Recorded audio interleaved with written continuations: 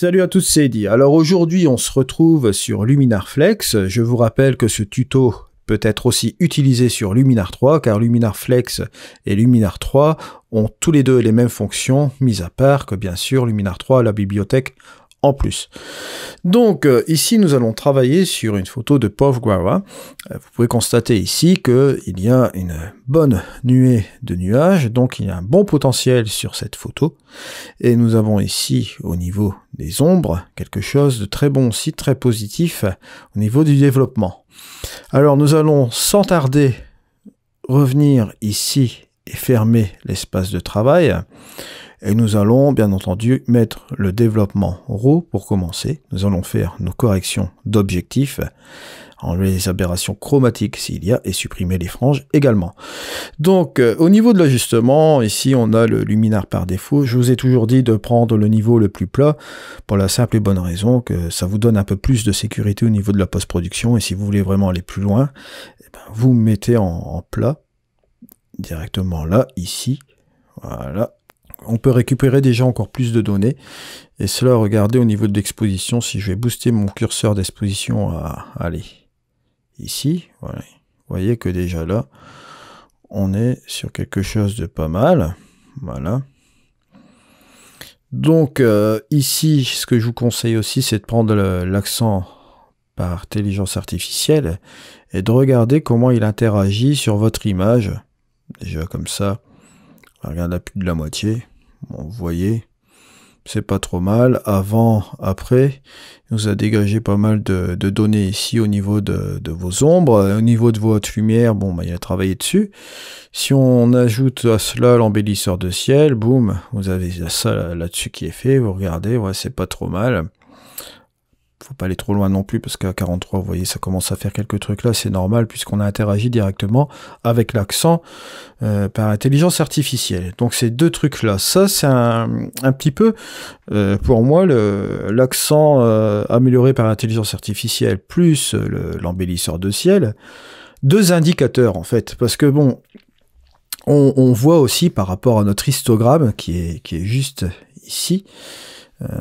L'équilibrage qui se fait très bien à ce niveau-là. Bon, bien sûr, l'histogramme, bon, on en fait ce qu'on en veut, hein, parce que bon, c'est vrai qu'à l'origine, il faut s'assurer que notre histogramme soit bien du point noir vers le point blanc, que la courbe soit bien contrastée, qu'on ait pas mal de données dans tout le circuit de cet histogramme. Mais bon, bien sûr, quand on part après en mode créatif, c'est bien entendu un fait que l'histogramme ne restera pas équilibré comme ceci. Ça se peut que ça clippe un petit peu plus vers les basses lumières. Bon, bien sûr, bien entendu, il est évident que là, au niveau des hautes lumières, il n'est pas préférable de clipper parce que là, ça va vous donner des lumières cramées, à moins peut-être avec un brouillard ou bien un effet Orton sur certains trucs. Ça peut modifier aussi la nature de l'histogramme au niveau de ces hautes lumières, au niveau du point blanc ici. Mais tout ça pour vous dire qu'en mode créatif, c'est vrai que l'histogramme, on en fait un peu ce qu'on veut, quoi. On le torture dans tous les sens. Et c'est vrai que comment dire ça, on ne peut pas avoir un histogramme parfait du début à la fin de cette post-production là qu'on a en créatif. Non, c'est pas possible. À moins de faire des développements sauvages et basiques. C'est-à-dire, bon, vous baissez votre lumière, vous augmentez vos ombres, vous faites vos points blancs, points noirs, un petit peu de clarté et un peu de contraste, et basta, on n'en parle plus. Mais bon, quel est l'intérêt? On aurait tous les mêmes photos. Alors, on y va, c'est parti. Ici, je vais enlever directement ces deux œilletons-là pour venir un petit peu sur le développement en haut. Et là, ce que je vais faire tout de suite, c'est que je vais déboucher un peu mes ombres, juste un peu comme ça, à 28, et je vais baisser mes hautes lumières pour voir un petit peu la tête de mon histogramme, un peu comme ça. Bon, je vois qu'il est un peu comme ceci, je vais ramener un peu vers le blanc, voilà, c'est pas trop mal. Bon, le point noir, c'est bien comme ça. On a déjà une bonne base pour travailler. Voilà, je vais lui rajouter un petit peu de clarté, pas trop, bien sûr. Regardez un peu comme ça, c'est pas trop mal. On va dire qu'on a déjà une image qui est déjà plus que correcte. Donc voilà, on en arrive à ça. Ensuite, ce qu'on peut faire aussi, c'est que moi je vois quelque chose là-dedans, c'est que je vais rajouter l'heure dorée. L'heure dorée, ce qui se passe, vous voyez. C'est un petit peu pour réchauffer un petit peu notre atmosphère. Vous voyez, par rapport au avant et au après. Ça lui donne un petit peu plus de dimension, plus de chaleur, donc plus d'intérêt à la scène. Et donc, forcément, ça attire plus au niveau des yeux. Ce que je vais faire aussi, c'est que vous voyez là, on a beaucoup de, comment dire ça, de verdure. Donc, ce que je vais faire, c'est accentuer forcément le feuillage. Bon, accentuer le feuillage, bien sûr. Allez, on va l'accentuer juste un peu comme ça. Je regarde entre le avant et le après, c'est pas trop mal. Je vais revenir un peu en arrière. Il est clair qu'il ne faut pas non plus arriver à un effet un peu trop nucléaire, hein, comme on dit. Trop artificiel, voilà, le terme exact. Donc voilà, là on est plus ou moins bien. Maintenant, ce que je remarque dans mon image, bon, on a la mer qui est juste ici, un peu par là. Je vois ici qu'on pourrait peut-être utiliser aussi, dans les résolutions des défauts, le filtre polarisant. Voilà, le filtre polarisant. Allez, on va monter un peu. Bien sûr, au niveau des réflexions, ici, elles sont plus ou moins encore présentes. Moi, ce que je vois un petit peu dans cette image, c'est qu'il y a un énorme potentiel au niveau du ciel, forcément. Potentiel ciel. Alors, ce qu'on va faire, c'est tout de suite aller chercher notre flou artistique. Voilà. On va s'amuser avec le flou artistique. Voilà. Je vais m'amuser un petit peu comme ça. Mais je vais l'appliquer sur le reste de mon image, vous voyez. Je recommence. Voilà, ça donne une petite ambiance sur la photo qui est pas trop mal. Regardez le avant. Et le après. Ça vous donne vraiment une petite ambiance sympa. Il y a un côté assez grave à ce niveau-là. Juste ici, je vais agrandir un petit peu. Ouais, voilà. Avant. Après. Pas trop mal avec ce système de roche là, juste là. Donc voilà. Ici, ce qu'on peut faire aussi sur cette image, c'est jouer peut-être encore avec le flou hors ton. Ouais, juste un peu comme ça. Augmenter aussi un peu de la luminosité, pourquoi pas. Avec moins d'assistance peut-être, je regarde, je reviens.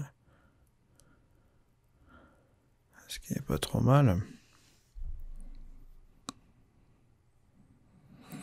Ce que je vais faire tout de suite, c'est utiliser un masque de luminosité, bon, à la manière, à la manuelle, pour utiliser cet effet Orton. Donc là, je vais l'enlever ici. Ce que je vais faire un calque de réglage. Voilà, et à notre habitude, on va utiliser une conversion noir et blanc. Je vais utiliser, bien sûr, la manière professionnelle avec une courbe ici. On va faire une inversion. Pour faire une sélection simplement au niveau de nos ombres qui sont ici. Au niveau d'exposition, ce que je vais faire, je vais booster mon exposition peut-être un peu comme ça. Mais haute lumière, pareil. Voilà. Pour avoir bien sûr simplement cette petite partie-là au niveau de la sélection. Et une petite partie de la flotte, comme vous pouvez le voir ici. Je vais peut-être monter un peu ou bien descendre, bien entendu, les blancs. Voilà, et mon exposition juste un peu comme ça. Voilà. Là, j'ai une petite chiquette qu'il faudra que j'enlève un peu comme ça. Donc, je trouve que ce sera pas mal comme ça. Alors, ce que vous faites ici, vous avez juste ici, et comme à l'habitude, luminosité. Comme ça, grâce à notre sélection qu'on a fait nous-mêmes, la sélection va se faire sur ces parties blanches, vous allez le voir. Voilà. Bon, bien sûr, ici, vous enlevez tout ça parce que ça fait un truc bizarre. Mais bon. Là, on est sur le calque de réglage. On a ce masque qui est ici. Je vous invite d'ailleurs à aller le voir, à aller à la sélection. Voilà, il a pris toute cette partie-là, plus une petite partie de l'eau. Bon, bien sûr, là, j'ai effacé la partie qui était là, puis la petite partie là dans le ciel. Voilà. Et là, cette fois-ci, ce qu'on va faire, c'est directement aller chercher notre fameux effet Horton, voilà, qui est là. Et là, on va directement interagir sur quoi? Je donne en 1000 sur notre masque, vous voyez. Donc sur notre masque, sur cette partie-là, on va monter la luminosité, voilà. Pas plus compliqué que ça. La saturation, est-ce que je la monte? Est-ce que je la descends? Allez, on peut la monter quand même un petit peu comme ça. Là. Ça va bien donner avec cet effet justement Horton. Peut-être pas trop, parce que c'est vrai qu'au niveau des verts, ça dérange. Sur le reste, c'est bien. Mais sur les verts, ça dérange. Alors, comme sur les verts, ça dérange, eh ben, on s'embête pas. On va aller chercher un HSL et la saturation des verts. Eh ben, hop. On va la descendre un petit peu comme ça. Voilà. Alors, je me dis aussi que là, si je regarde par rapport au départ, on avait notre image de départ comme ceci. On en arrive à ça. C'est pas trop mal du tout. Donc voilà, une fois que nos réglages sont faits ici, on va encore ajouter un nouveau calque de réglage, là pour s'appliquer directement sur notre photo, sur notre image. Et là, on va faire une vignette, bien sûr, avec un arrondi. Ouais, ça, on va laisser comme ceci, la taille. On va bien insister dessus et avec une belle progressivité.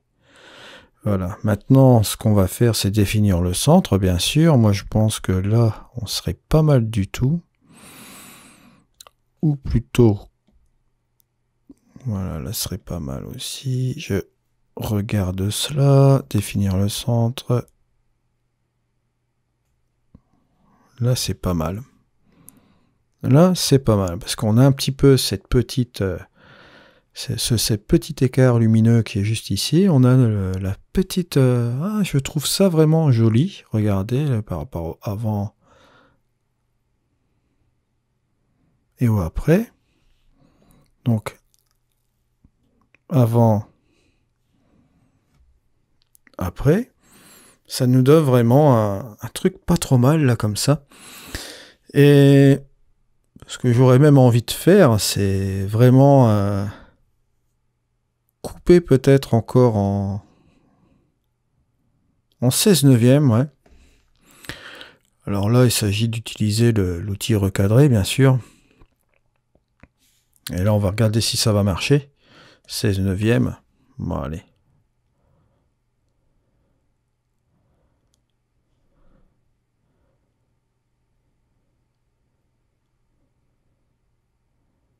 C'est vrai que ce caractère de la...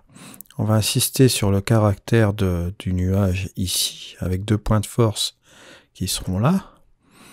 On va attirer aussi l'attention sur un point de force sur l'eau. Ici, on a un petit bateau qui est là, qui attire aussi un petit peu l'attention. Donc, on va prendre un truc traditionnel ici, comme ceci. Et un point de force ici sur cette chose-là.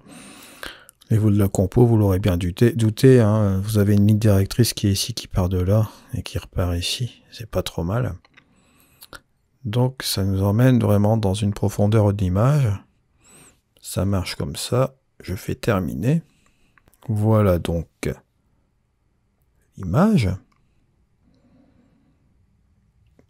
Je recommence un petit peu avec mon vignettage pour voir.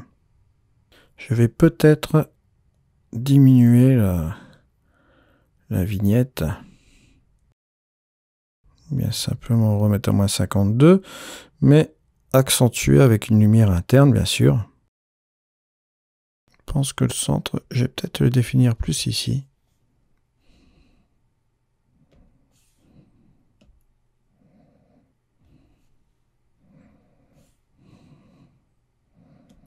Bien là.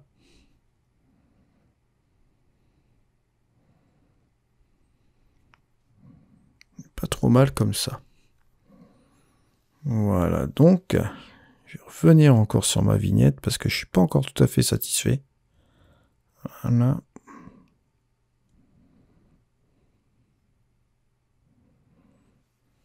Donc juste un peu comme ça.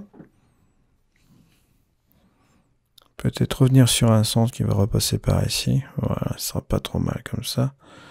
Bien non, je vais remettre sur la flotte quand même. Ou ce petit bateau aussi qui peut être... Il y a du potentiel aussi là qui est pas trop mal. Et en diminuant bien sûr la vignette. Voilà.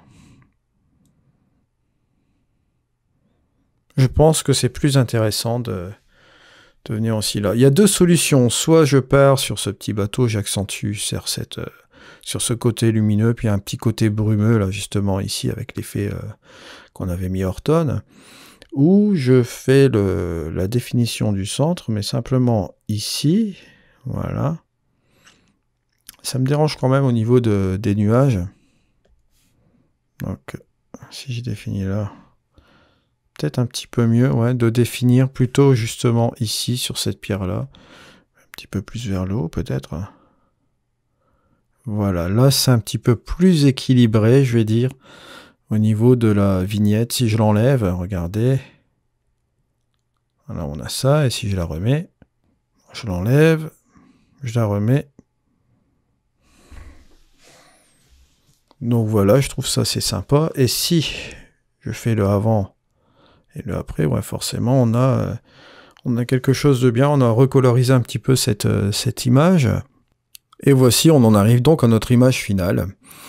Donc, je vous rappelle, potentiel avec le ciel, comme on a là. Ce qu'on peut voir aussi, c'est que là, pour cette fois, on n'a pas joué vraiment avec la structure. On a plutôt joué sur un effet Horton, un petit peu un effet rêve, un peu comme ça. Vous avez bien sûr cette partie-là qui est vraiment grave, qui est vraiment pas trop mal, qu'on a laissé un petit peu tomber dans la brume avec ces effets de fil que nous avons utilisés dans Luminar. Le nuage, forcément, ça prend une bonne partie aussi. Il était quand même assez grave. J'aurais pu très bien couper un petit peu plus par là, mais ça aurait fait un petit peu plus droit au niveau de la ligne directrice. Et que là, on a un effet aussi assez grave au niveau de cette falaise qui est juste là. Ce devant, là, ce premier plan qui est pas trop mal, qui ramène sur cette partie-là, sur ce petit village. Et ça donne une petite image assez pittoresque, vraiment pas trop mal. Et ce petit élément-là aussi au niveau du petit bateau qui rajoute un petit peu une dimension à notre image, on se rend compte un petit peu de la grandeur de cette falaise et du reste du paysage par rapport à ce petit bateau. Cette image de Povgora, post-traitée ici dans Luminar Flex, forcément, comme je vous ai dit tout à l'heure, vous pouvez le post-traiter directement sur Luminar 3, c'est les mêmes fonctions, mis à part la bibliothèque.